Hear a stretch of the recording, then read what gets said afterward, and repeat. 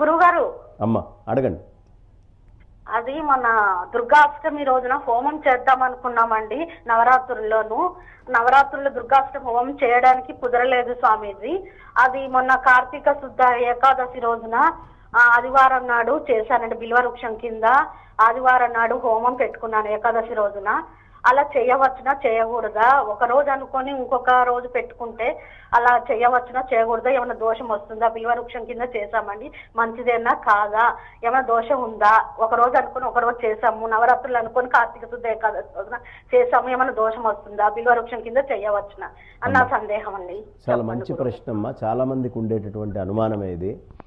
మనము అష్టమి రోజు చేద్దాం అనుకున్నాం, ఏదో ఒక ఇబ్బంది ఉంటేనే కదా మనం అష్టమి రోజు చేయలేకపోయింది. ఆవిడ్ని అమ్మ అపారమైనటువంటి కరుణా సముద్రాల తల్లి కాబట్టి అక్కడ ఏదో ఇబ్బంది ఉంది కాబట్టి మళ్ళీ ఇంకొక రోజు చేస్తాను అని మనసులో అనుకున్నాం కాబట్టి కార్తీక శుద్ధ ఏకాదశి నాడు మీరు చేశారు. కార్తీక శుద్ధ ఏకాదశి చిన్నదేం కాదమ్మా, చాలా పెద్దది, చాలా మహత్తరమైనటువంటిది, చాలా గొప్పదైనటువంటిది కార్తీక శుద్ధ ఏకాదశి. ఈ కార్తీక శుద్ధ ఏకాదశి నాడు సాక్షాత్తు విష్ణుమూర్తి యోగనిద్రలోంచి లేచి ఒక్కసారిగా ఈ ప్రపంచాన్నంతా కూడా అందరినీ భక్తుల్ని అనుగ్రహించేటటువంటి పనిలో ఉండేటటువంటి మహత్తరమైన మాసం. ఇంకా గొప్ప మాట ఏమిటయ్యా అంటే శంకరాచార్యుల వారు సన్యాసాశ్రమాన్ని తీసుకున్నటువంటి మహత్తరమైన రోజు కార్తీక శుద్ధ ఏకాదశి. కాబట్టి అలాంటి కార్తీక శుద్ధ ఏకాదశికి చాలా ప్రాధాన్యత ఉంది. అలాంటి ఆ ఏకాదశి రోజున అది బిల్వవృక్షం కింద కూర్చొని మీరు చేశారు అంటే దర్శనం బిల్వవృక్షస్య స్పర్శనం పాపనాశనం అఘోర పాప సంహారం ఏకబిల్వం శివార్పణం అంటారు. ఆ చండీ అమ్మవారికి ఏదైనా చేస్తే పరమేశ్వరుడు సంతోషిస్తాడు, పరమేశ్వరుడికి ఏదైనా చేస్తే చండి సంతోషిస్తుంది.